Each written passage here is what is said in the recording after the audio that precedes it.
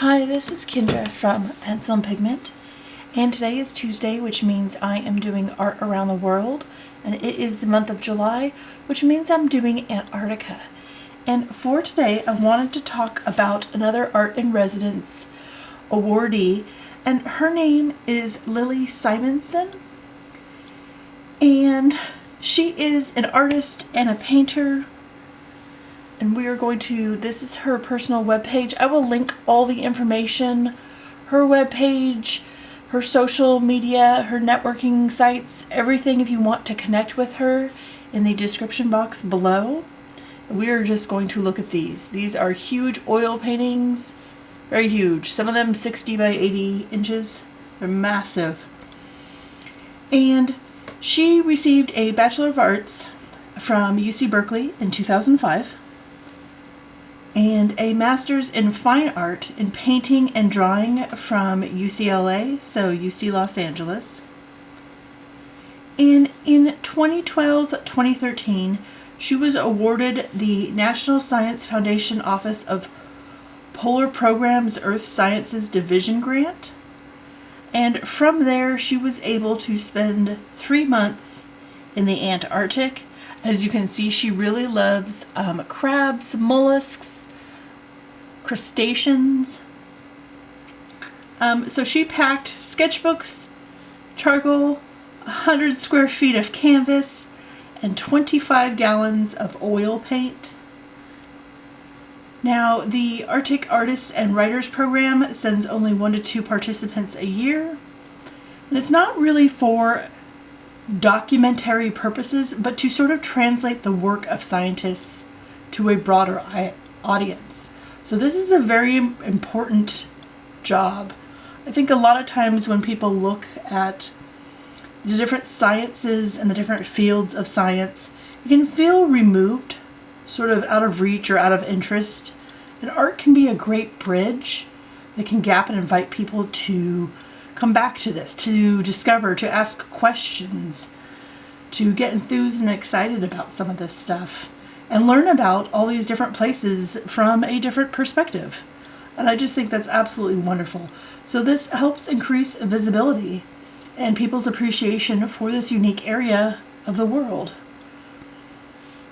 And so Lily paints specimens that she collects herself. She is a certified diver, and she had to complete over 50 dives to achieve this. This way she could dive down below the sea ice herself to acquire everything that she needs. So a lot of these species she paints are really, really small. Just think a couple inches. But her work is so large that they're almost mural-sized when she's done.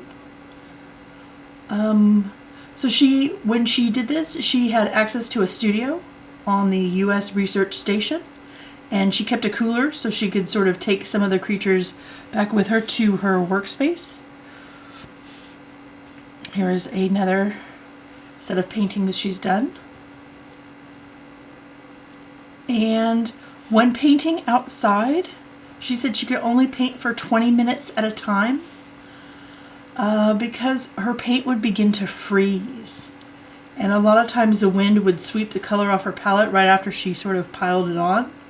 So there are some very unique challenges to creating in the Antarctic that a lot of times people don't think about. Now, her wall-size art, some of which is swabbed with fluorescent pigment, you can sort of see that here. And then there's a black light positioned underneath them so they glow. So this is to represent all the sort of fluorescence and bioluminescence that is there and visible in the Antarctic. So after she did all that diving, she left the U.S. Research Station to camp in the continent's dry valleys at the top of Mount Erebus, which is the world's southernmost active volcano. So there's actually, embedded in the frozen peak, there's a permanent lake of molten lava. But for everything she creates, she writes guides to the specimens in her paintings and holds discussion panels with these exhibits. these really large paintings invite discussion and acknowledgement. Like, how do you bring interest to an LA gallery about things going on in the Antarctic? And she's finding a way, and I think that's wonderful. In 2013, Lily received the Congressional Service Medal for service in Antarctica. Since that exploration, she's been awarded other Artist in Residence awards. She's done, excuse me, multiple ocean exploration expeditions on ships with other scientists. She gets invited to do lectures and presentations and conferences. And the latest noted on her webpage was at the Harvard Museum of Science and Culture. So from there, she's done a bunch of teaching at different colleges in California.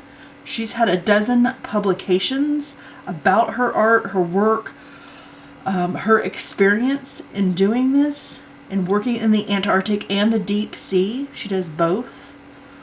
She's had over a dozen art exhibitions that are group over the past few years, and almost a dozen solo art exhibitions. So her last one went from 2018 to 2020, and that was at Harvard in Cambridge, Massachusetts. And her wall-sized art is it's so beautiful and so massive, and you can see some of the fluorescent work in here. This is all oil painting. She does some of the techniques the master used with lots of layers of glazing, where you have to wait between every layer for things to dry. There's a little sea lion below the frozen ice shelf. It's a very unique perspective and interpretation that really, really speaks to scientists. It speaks to the viewers. They love working with her. She's so hands-on. I just think this whole thing is absolutely amazing. Later in the year, in 2022, she is publishing a Choose Your Own Adventure that's in Antarctica, which I think is a ton of fun. She has a YouTube page. There's a couple little videos on there, one huge one. And it's just amazing. This perspective of looking at the sea life and engaging with the audience is absolutely phenomenal. I think her oil paintings are incredibly beautiful. I can't imagine trying to paint outside and my paint freezing. Like, that's something I've never had to deal with. This was her latest show, was Painting in the Deep. And this was from another deep sea exploration where she dove down and painted things she saw. And these are beautiful. I will link articles that show you pictures. Here's how big her artwork is, sort of to scale.